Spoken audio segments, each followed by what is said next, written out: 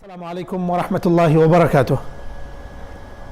আমরা হয়তো কিয়ামতের আগ মুহূর্তে অবস্থান করছি, যে কারণে আল ফিতান ওয়াল মালাহিম আহদাস নিহায়াতুল আলাম, পৃথিবীর শেষ লগ্নে কিয়ামতের আগ মুহূর্তে যে ঘটনাগুলো ঘটবে ওগুলো নিয়ে আগ্রহ সচরাচর একটু বেশি। কাসিদায়ে শাহ নিয়ামতুল্লাহ, আজকে আমাকে কয়েকজনই বলেছেন যে এটার উপর কিছু আলোচনা যেন হয়, সেই হিসেবে কিছু পর্যালোচনা করার চেষ্টা করবো ইনশাআল্লাহ। কয়েকটি পয়েন্টে কথা বলবো। প্রথম পয়েন্ট, শাহ নিয়ামতুল্লাহর কাসিদা বা কাসিদায়ে শাহ নিয়ামতুল্লাহ বলতে কি বোঝায়। দ্বিতীয় পয়েন্ট, শাহ নিয়ামতুল্লাহ কে ছিলেন, এই কবিতাগুলো যিনি লিখেছেন। তৃতীয় পয়েন্ট, ইসলাম এবং ইতিহাসের মানদণ্ডে অথবা ইতিহাস এবং ইসলামের মানদণ্ডে এই কবিতাগুলোর মান কেমন এবং আমাদের কি করা উচিত এই ব্যাপারে মুসলমান হিসেবে। প্রথম পয়েন্টে আসি, কাসিদায়ে শাহ নিয়ামতুল্লাহ কি জিনিস। আমাদের মাঝে মোটামুটি 3টি কাসিদা প্রচলিত। বাংলাতে হয়তো অনেকে আমরা এই ব্যাপারটা জানিও না। বাংলাতে ইসলামিক ফাউন্ডেশন থেকে কাসিদায়ে সৌগাত নামে যে একটি বই বের হয়েছে এবং ওখানে বিভিন্ন ধরনের কাসিদা পাওয়া যায়, সেখানে কাসিদায়ে শাহ নিয়ামতুল্লাহও রয়েছে। এটা ওই যে 3টা কবিতার একটা কবিতা এবং সর্বশেষ কবিতা।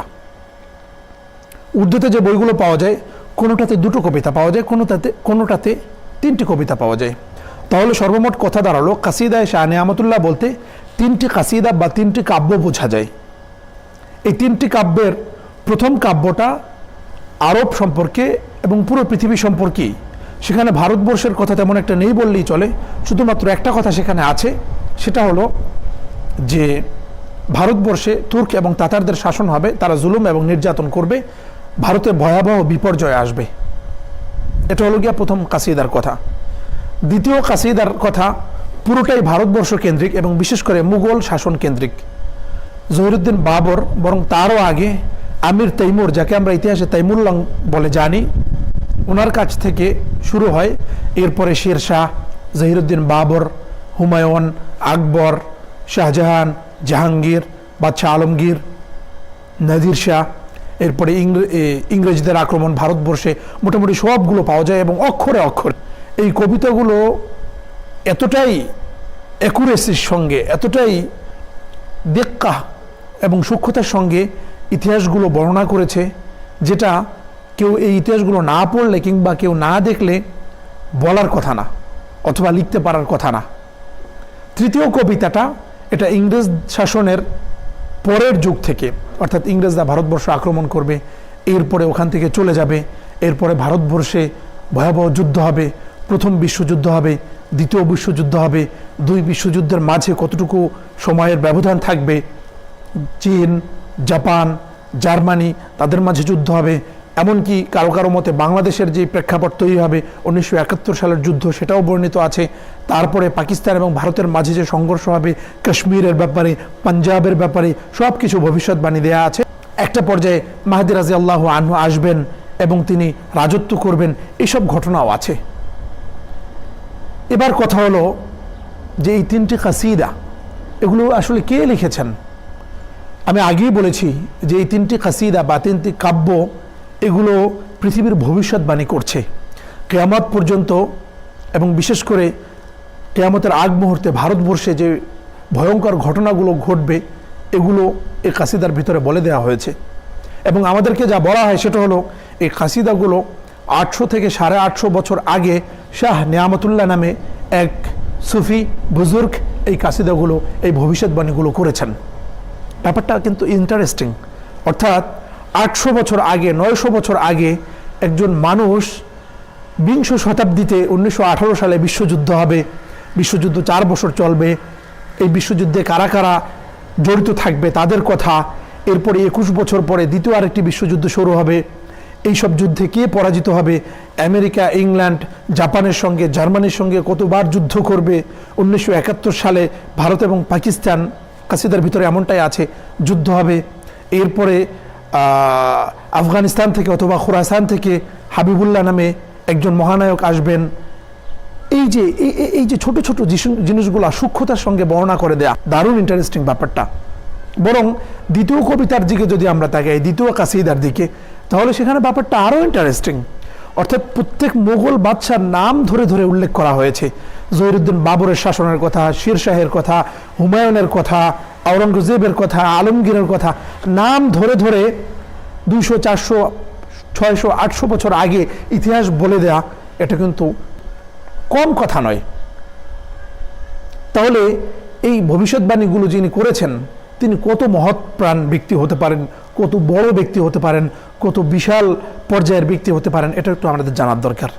এই কাসিদাগুলো যার নামে বলা হয় তিনি হলেন শাহ নেয়ামতুল্লাহ। ইতিহাসে যদি আমরা দেখি তাহলে শাহ নেয়ামতুল্লাহ সম্পর্কে মোটামুটি একজন ব্যক্তিকে আমরা পাই যিনি ইরানের কিরমানে বসবাস করতেন। তিনি 7ম এবং 8ম হিজরিতে অর্থাৎ 1431 খ্রিস্টাব্দে তিনি ইরানে মৃত্যুবরণ করেন, 1431 খ্রিস্টাব্দে। তাহলে দেখতে পাই যে আমরা এই শাহ নেয়ামতুল্লাহ তার একটি কাব্যগ্রন্থও পাওয়া যায় দেওয়ানে শাহ নেয়ামতুল্লাহ নামে, এবং ওনার একটি তাসাউফের তরিকার একটি সিলসিলাও রয়েছে ওনার নামে। তাহলে উনি নিঃসন্দেহে বড় ব্যক্তি ছিলেন। এবং বলা হয়ে থাকে যে ভারতবর্ষের সঙ্গে, ভারতবর্ষের কিছু বাদশার সঙ্গে ওনার ভালো একটা সম্পর্ক তৈরি হয় বাদশার পক্ষ থেকে, বিশেষ করে দাক্ষিণাত্যের যে শিয়া শাসক ছিল তার পক্ষ থেকে তাকে ভারতবর্ষে আসারও আহ্বান করা হয়, কিন্তু তিনি আসতে পারেননি। উনি আসতে না পারলেও বলা হয় যে ওনার মৃত্যুর পরে ওনার নাতি এবং ওনার ছেলে তারা ভারতবর্ষে আসেন এবং এখানে বসবাস করেন এবং এখানেই তারা মৃত্যুবরণ করেন। এই হিসেবে বলা যায় যে শাহ নেয়ামতুল্লাহর নাতি অথবা তার ছেলে ভারতে তার যে কাব্যগ্রন্থটা সেটা নিয়ে এসে থাকবে। কিন্তু কথা হলো যে তার যে দেওয়ানটা রয়েছে, তার যে কাব্যগ্রন্থ রয়েছে, এই কাব্যগ্রন্থের ভিতরে আমরা যে 3টা কবিতার কথা উল্লেখ করেছি 3টা কিন্তু নেই, জাস্ট প্রথম কবিতাটা আছে, এবং সেই কবিতায় ভারতবর্ষ সম্পর্কে বলা যায় তেমন কিছুই নেই। এবার প্রশ্ন হলো তাহলে দ্বিতীয় এবং তৃতীয় কবিতাটি কার? শাহ নেয়ামতুল্লাহর কথা আমরা বলেছি যে উনি 1431 খ্রিস্টাব্দে মৃত্যুবরণ করেন। আর আমরা যে 3টি কবিতা পাই, প্রথম কবিতাটার সর্বপ্রথম আত্মপ্রকাশ ঘটে 1851 খ্রিস্টাব্দে। উনি মারা যান 1431 খ্রিস্টাব্দে। 1851 খ্রিস্টাব্দে অর্থাৎ ওনার মৃত্যুর 500 বছর পরে প্রথম এই কাব্যগ্রন্থটা প্রকাশ পায়। 500 বছর, সময়টা কিন্তু হিসাব রাখার দরকার। এবং তাও আলাদা কোনো বইয়ের ভিতরে নয়, বরং ইসমাইল শহীদ দেহলভী রহমতুল্লাহ আলাইহি ওনার একটি বই ছিল আল আরবাঈন ফি আহাদিসিল মাহদিয়িন। এই বইয়ের শেষাংশে এই কবিতাটা জুড়ে দেওয়া হয়। কাজটা কে করেছেন? গবেষকগণ মনে করেন যে প্রকাশকের পক্ষ থেকে এই কাজটা করা হয়। উনি ওই কপিটা কোথায় পেয়েছেন এটার কোনো সদুত্তর পাওয়া যায় না। তাহলে দেখা যাচ্ছে শাহ নেয়ামতুল্লাহর যে প্রথম কবিতাটা ওনার নামে যেটা বলা হয়, এটার মাঝে এবং এটার সবচেয়ে পুরনো যে নুসখা, পুরনো যে ভার্সন আমাদের মাঝে আজ আছে, ওটার মাঝে এবং তার মৃত্যুর মাঝে সময়ের ব্যবধান 500 বছরের। এই 500 বছর কই ছিল এই কবিতাটা? অনেকে মনে করেন যে মুঘলদের লাইব্রেরিতে ছিল। এটার দলিল কোথায়, ঐতিহাসিক প্রমাণ কোথায়? এরকম কোনো প্রমাণ আমাদের হাতে নেই। এবার কথা হলো, প্রথম কবিতাটার না হলে একটা হদিস পেলাম, যদিও 500 বছর কোনো অস্তিত্ব ছিল না। দ্বিতীয় এবং তৃতীয় কবিতাগুলো কোত্থেকে এলো? দ্বিতীয় এবং তৃতীয় কবিতাগুলো আরও পরে এসেছে। দ্বিতীয় কবিতার ব্যাপারে বলা হয় যেটা 19বিংশ শতাব্দী অর্থাৎ 1880 সাল থেকে 1900 সালের মাঝামাঝি কোনো একটা সময়ে প্রকাশিত হয়ে থাকবে। আর তৃতীয় কবিতাটির ব্যাপারে বলা হয় যে এটা 20 শতাব্দীতে অর্থাৎ 1920 এবং 30 সালের দিকে প্রথম অংশটা প্রকাশ পায়, যেখানে 40-50টা পংক্তি ছিল। আর 60-এর দশকে এমনকি ভারত হয়ে যাওয়ার পরেও পরবর্তী অংশগুলো প্রকাশ পায়। তাহলে আর কথা থাকলো না, বোঝাই গেল যে কবিতাগুলো কখন আত্মপ্রকাশ ঘটেছে। দাবির সপক্ষে আরও কিছু কথা আছে, সেটা হলো এই কবিতাগুলো যখন প্রকাশ পায় 1850 সাল থেকে শুরু করে, এরপরে কিন্তু একটা সংখ্যার ভিতরে সীমাবদ্ধ থাকেনি। কখনো 50 পংক্তি, কখনো 55টা, কখনো 70টা, কখনো 100টা। এমনকি বর্তমান সময়ে যারা এগুলো নিয়ে গবেষণা করেছেন, যেমন জায়েদ হামিদ, আরও যারা এগুলো নিয়ে গবেষণা করেছেন, তাদের কারো বই একই কবিতা হুবহু উল্লেখ করা নেই। এক একজনের বই এক এক রকম। এই জায়েদ হামিদ উনি 3টি কবিতাই ওনার বইয়ের ভিতরে উল্লেখ করেছেন, কিন্তু এই কবিতাগুলো উনি মোটামুটি খিচুড়ি পাকিয়ে ফেলেছেন। দ্বিতীয় কবিতা থেকে কিছু, তৃতীয় কবিতা থেকে কিছু নিয়ে কাজটা করেছেন। অর্থাৎ যেটা যেভাবে করলে খাপ খায় ইতিহাসের সঙ্গে এবং বাস্তবতার সঙ্গে, এই কাজটাই করেছেন। কখনো একটা পংক্তির সঙ্গে দ্বিতীয় কবিতার কোনো একটা পংক্তির সঙ্গে তৃতীয় কবিতা থেকে এসে লাইন জুড়ে দিয়েছেন। কখনো আগের লাইনগুলো পরে নিয়েছেন, পরের লাইনগুলো আগে নিয়ে এসছেন। এই কারণে দেখা যায় যে আপনারা যদি শাহ নেয়ামতুল্লাহর নামে যতগুলো কাসিদা রয়েছে, বাংলাটা থেকে শুরু করে উর্দু যে কাসিদাগুলো রয়েছে, ফার্সি যে কাসিদাগুলো রয়েছে, আপনারা যদি এগুলোকে একসাথে করে মিলিয়ে দেখেন তাহলে কোনো সামঞ্জস্য পাবেন না। প্রত্যেকটা কাব্যে আলাদা আলাদাভাবে এই ইতিহাসগুলো বা এই ভবিষ্যৎবাণীগুলো উপস্থাপন করা হয়েছে। আর এই কারণেই ওলামায়ে কেরাম এটার বিরোধিতা করেছেন। স্যার সৈয়দ আহমদ, যিনি ভারতের সংস্কারক আন্দোলন ছিলেন, অবশ্যই তার ব্যাপারে আমাদের বক্তব্য আছে, কিন্তু সেই আলোচনা এখানে প্রাসঙ্গিক না। স্যার সৈয়দ উনি এটার বিরোধিতা করেছেন এবং বলেছেন যে এই কথাগুলো প্রমাণিত নয়। এমনকি আমাদের ওলামায়ে কেরামদের ভিতর থেকে, আমাদের আকাবিরদের ভিতর থেকে মনজুর নোমানী রহমতুল্লাহ আলাইহি তিনি এর বিরোধিতা করেছেন। মনজুর নোমানী রহমতুল্লাহ আলাইহি লিখেছেন যে ভারতবর্ষের মুসলিমরা আল্লাহ প্রদত্ত বুদ্ধিমত্তা কাজে না লাগিয়ে এমন ভবিষ্যৎবাণী নিয়ে পড়ে আছে যেটার ভিত্তিও অস্পষ্ট। তিনি আরও বলেছেন, এবং আমরা সবাই জানি তিনি কত বড় সাহিত্যিক ছিলেন, বিশেষ করে ফার্সি সাহিত্যে তার পাণ্ডিত্য কত বেশি ছিল। মনজুর নোমানী রহমতুল্লাহ আলাইহি বলেছেন যে ফার্সি সাহিত্যের সুধা বঞ্চিত এই কবিতাগুলো। এবং প্রথম কথা হলো ফার্সি সাহিত্যের সুধা বঞ্চিত, অর্থাৎ ফার্সি সাহিত্যের যেই উচ্চাঙ্গের হওয়ার কথা ছিল যুগ হিসেবে, সেই উচ্চাঙ্গের, সেই উচ্চমার্গের নয় এই কবিতাগুলো। এবং এই কবিতাগুলো রাসূলুল্লাহ সাল্লাল্লাহু আলাইহি ওয়াসাল্লামের ভবিষ্যৎবাণীর যে আন্দাজ, যেই রুচি, যেই মেজাজ থাকার কথা, ভবিষ্যৎবাণী যেভাবে হওয়ার কথা সেইভাবেও নয়। সুতরাং এই কবিতাগুলোর উপর, এই কবিতাগুলোর ভিত্তির উপর, এই কবিতাগুলোর সূত্রের উপর সন্দেহ প্রকাশ করার মতো অনেকগুলো কারণ রয়েছে। কোরআনে আল্লাহ রাব্বুল আলামিন বলেছেন, কুল লা ইয়ালামু মান ফিস সামাওয়াতি ওয়াল আরদিল গায়বা ইল্লাল্লাহ। আল্লাহ ছাড়া আর কারো অদৃশ্য জগতের কোনো কিছু জানার সুযোগ নেই। কোরআনের আরেকটি আয়াতে আল্লাহ রাব্বুল আলামিন বলেছেন, ওমা কানাল্লাহু লিইউতলিআকুম আলাল গায়ব। আল্লাহ রাব্বুল আলামিন তোমাদেরকে কখনো গায়েব সম্পর্কে অবহিত করবেন না। সুতরাং এত বিস্তারিত ঘটনা যদি বলে দেওয়া হয় তাহলে এগুলো জানা আর গায়েব জানার ভিতরে পার্থক্য কি? বরং শেষে উনি আরও বলেছেন যে হে নেয়ামত, এখন চুপ হয়ে যাও, আর কিছু প্রকাশ করো না। অর্থাৎ উনি আরও জানেন কিন্তু প্রকাশ করবেন না। এগুলো তো কাশফের তরিকা না, এগুলো ইলহামের তরিকা না। ইলহাম আল্লাহ রাব্বুল আলামিনের পক্ষ থেকে একটা ঝলকের মতো আসবে, কিছু তথ্য আসবে, কিছু কথা আসবে, কিন্তু এত বিস্তারিত ঘটনা বলে দেয়া এবং উনি আরও জানেন তারপরও সেগুলো না বলা, এই কবিতাগুলোর আল্লাহ রাব্বুল আলামিন ভালো জানেন যে আসলে এগুলোর ভিত্তি কি। কোরআনে আমরা যে ভবিষ্যৎবাণীগুলো দেখছি সেটার আন্দাজ এবং এই ভবিষ্যৎবাণীগুলোর আন্দাজ সম্পূর্ণ ভিন্ন ভিন্ন। কোরআনে ভবিষ্যৎবাণীগুলো করা হয়েছে, যেমন ফি বিদআ সিনিন, রোমানদের বিজয়ের কথা বলা হয়েছে, কত বছরে সেটা কোনো সংখ্যা বলে দেওয়া হয়নি। হাদিসে রাসূলুল্লাহ সাল্লাল্লাহু আলাইহি ওয়াসাল্লাম গাজওয়া হিন্দের সুসংবাদ দিয়েছেন, চীন বিজয়ের সুসংবাদ দিয়েছেন, কুস্তান্তনিয়া বিজয়ের সুসংবাদ দিয়েছেন, বসরা বিজয়ের সুসংবাদ দিয়েছেন, রোম বিজয়ের সুসংবাদ দিয়েছেন, কিন্তু সেগুলো সুনির্ধারিত করে তারিখ বলে দেননি। ওহির যখন এই অবস্থা, যেখানে মাত্র ইঙ্গিত দেওয়া হয়, সেখানে তারিখ বলে বলে প্রায় 800 বছরের ইতিহাস বলা, এটা কিন্তু অসম্ভব ব্যাপার। এবার কথা হলো যে তাহলে কি ভবিষ্যৎবাণী আসতে পারে না? কোনো আলেম তার কাছে কি ইলহাম আসতে পারে না, কাশফ হতে পারে না? এগুলো কি অস্বীকার করেন আপনি? না, আমি এগুলো মোটেই অস্বীকার করি না। কাশফ সম্ভব, ইলহাম সম্ভব। আল্লাহ রাব্বুল আলামিন নবীদের কাছে, রাসূলদের কাছে ওহী পাঠাতেন। ওহী বন্ধ হয়ে যাওয়ার পরে কাশফ এবং ইলহাম চালু আছে। আল্লাহ রাব্বুল আলামিনের সঙ্গে যোগাযোগের মাধ্যম এগুলো, ইলমে গায়েবের সঙ্গে একটা সম্পর্ক তৈরি করার মাধ্যম, গায়েব জানা নয় কিন্তু। তো এটা কিভাবে হয়? এটা স্বপ্নের মাধ্যমে হতে পারে, অথবা আল্লাহ রাব্বুল আলামিন কলবের ভিতরে ইলকা করতে পারেন, জাগ্রত অবস্থায় তার কাছে মনে হবে, অথবা কথা শুনবে।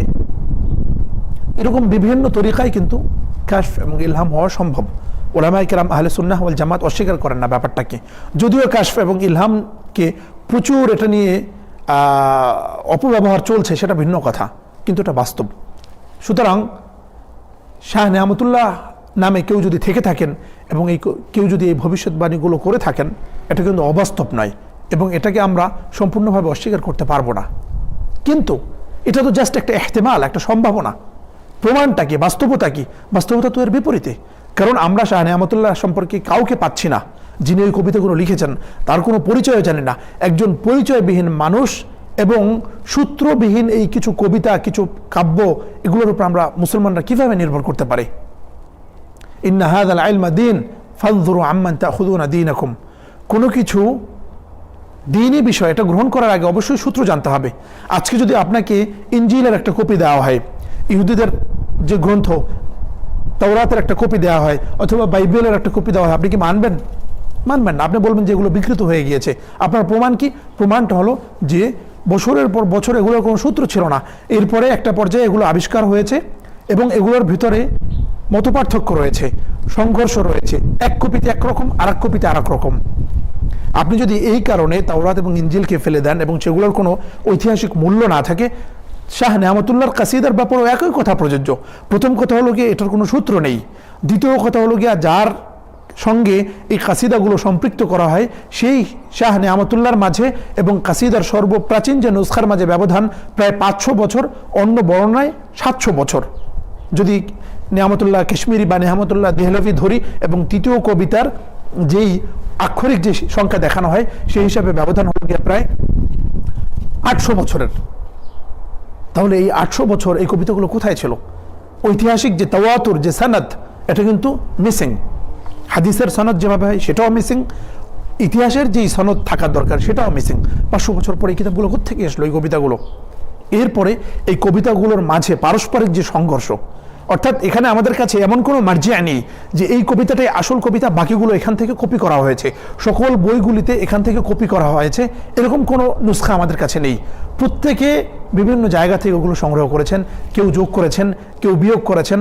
কোথাও মুহাম্মাদের জায়গায় আহমদ লেখা হয়েছে, কোথাও দেশের যেই ইঙ্গিতগুলো, দেশের প্রতি ইঙ্গিত করে যে শব্দগুলো লাগানো হয়েছে ওগুলোতেও পরিবর্তন করা হয়েছে। যেমন বইয়ের ভিতরে বলা হয়েছে জিম, জিম দিয়ে আমরা অর্থ করেছি জার্মানি, অথচ জার্মানির এখন যে নামটা, জার্মানির নামটা ইতিহাসের বিভিন্ন ক্ষেত্রে পরিবর্তন এসছে এবং ভাষার ক্ষেত্রেও ব্যবধান হয়ে থাকে। যেমন জার্মানি ইংরেজিতে শুরুর অক্ষর হলো গিয়া জি, অথচ আরবিতে কিন্তু এটাকে বলা হয় আলমানিয়া, আলিফ, এবং ফার্সিতে বর্তমানে আলমানিয়াই লেখা হয়। আমরা যদি জিম দিয়া তাহলে জার্মানি কিভাবে ধরি? এবং জার্মানির নামটা বিভিন্ন ভাষা কেন্দ্রিক প্রায় 6টি নামে প্রসিদ্ধ, আলাদা আলাদা নাম, কোথাও শুরু জিম দিয়া, কোথাও শুরু আলিফ দিয়া। এভাবে আমেরিকার কথা আলিফ দিয়া বলা হয় আমেরিকা, অথচ আমেরিকা এটা কিন্তু কোনো নাম না, ইউনাইটেড স্টেট, ইউএসএ, ইউ দিয়ে শুরু হয়েছে। তাহলে আমেরিকা, এই আমেরিকা শব্দটা আলিফ দিয়ে আপনি আমেরিকা কিভাবে বুঝলেন?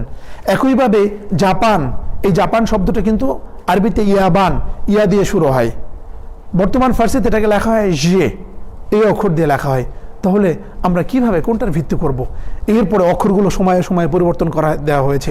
সংক্ষেপে যে নামগুলো, আলিফের জায়গায় মিম বসিয়ে দেওয়া হয়েছে, আহমদের জায়গায় মোহাম্মদ লাগানো হয়েছে। এই কারণে কাদিয়ানীরাও এখান থেকে দলিল দিয়েছে যে মোহাম্মদ নামে একজন ব্যক্তি আসবেন, তিনি হলেন গিয়ে আহমদ। এখানে মোহাম্মদ না শব্দটা মূলত আহমদ ছিল এবং তিনি মির্জা গোলাম আহমদ কাদিয়ানী। তাহলে দেখতে পাই আমরা যে যদিও শাহ নেয়ামত, যদিও বুজুর্গানে দিনের কাশফ হওয়া সম্ভব, ইলহাম হওয়া সম্ভব, কিন্তু কাশফ এবং ইলহামের যে আন্দাজ হওয়া উচিত এই ভবিষ্যৎবাণীগুলো সেইভাবে নেই। আর সর্বশেষ যে কথা, মুসলমানগণ এই কবিতার উপর কখনোই নির্ভরশীল নয়। এই কবিতাগুলোর ভবিষ্যৎবাণীগুলো আগে করে গিয়েছেন, 1851 সাল থেকে প্রকাশ পাচ্ছে এই কবিতাগুলো, কিন্তু মুসলমানরা তাদের ভাগ্যের পরিবর্তন করতে সক্ষম হয়েছে? মোটেই হয়নি। যা হওয়ার হচ্ছে, প্রথম বিশ্বযুদ্ধ হচ্ছে, দ্বিতীয় বিশ্বযুদ্ধ হবে, ভারতে যা হওয়ার হবে, বাংলাদেশেও যা হওয়ার হবে, মুসলমানদের কিছুই করার নেই। ভবিষ্যৎবাণী যেগুলো দেয়ার, এগুলো আল্লাহ রাব্বুল আলামিন দিয়ে দিয়েছেন, রাসূলুল্লাহ সাল্লাল্লাহু আলাইহি ওয়াসাল্লাম দিয়ে দিয়েছেন। মুসলমানদের আর কিছু প্রয়োজন নেই। আল-ইয়াওমা আকমালতু লাকুম দীনাকুম ওয়া আতমামতু আলাইকুম নি'মাতি ওয়া রাদিতু লাকুমুল ইসলাম দীনা। আল্লাহ রাব্বুল আলামিন যতটুকু প্রয়োজন মনে করেছেন ততটুকু বলে দিয়েছেন। দাজ্জাল সম্পর্কে মুসলমানদের জানার দরকার, আল্লাহ রাব্বুল আলামিন বলে দিয়েছেন দাজ্জাল সম্পর্কে। মাহদী সম্পর্কে মুসলমানদের জানার দরকার, রাসূলুল্লাহ সাল্লাল্লাহু আলাইহি ওয়াসাল্লাম মাহদী সম্পর্কে বলে গিয়েছেন। আরও কিয়ামতের যে আলামতগুলো আছে, আশরাতুস সাআ যেগুলোকে আমরা বলি, এরপরে আবার কিছু আলামত বড়, কিছু আলামত ছোট, আশরাতুস সাআ আল কুবরা, আশরাতুস সাআ সুগরা, এগুলো সব আল্লাহ রাব্বুল আলামিনের হাবিব রাসূলুল্লাহ সাল্লাল্লাহু আলাইহি ওয়াসাল্লাম আমাদেরকে বলে দিয়ে গিয়েছেন। একটা অজ্ঞাত সূত্রের কোনো কাব্য, এটার উপর ভরসা করে থাকার মতো প্রয়োজন আমাদের নেই। অন্য ধর্মের লোকদের প্রয়োজন হতে পারে, কিন্তু মুসলমানদের কোনো অজ্ঞাত সূত্রের কাব্যের উপর, ভবিষ্যৎবাণীর উপর ভরসা করার দরকার নেই। প্রমাণিত হলে একটা কথা ছিল, আর প্রমাণিত হলেও ভরসা করার দরকার নেই, কারণ আমাদের কাছে কোরআন এবং সুন্নাহ আছে। ওফিহিমা কিফায়া, কোরআন এবং সুন্নাহ আমাদের জন্য যথেষ্ট। সুতরাং মুসলমানদের উচিত হবে এই ভবিষ্যৎবাণীগুলোর পিছনে না পড়ে থাকা এবং এটা নিয়ে চর্চাও না করা, কারণ গাজওয়াতুল হিন্দের হাদিস আমাদের কাছে আছে, এটাই আমাদের জন্য যথেষ্ট। দাজ্জালের হাদিস আমাদের জন্য আছে, মাহদির হাদিস আমাদের কাছে আছে, এগুলো নিয়ে আমরা আলোচনা করব এবং এগুলোই যথেষ্ট। আল্লাহ রাব্বুল আলামিন আমাদেরকে বোঝার তৌফিক দান করুন। আসসালামু আলাইকুম ওয়া রাহমাতুল্লাহি ওয়া বারাকাতুহু।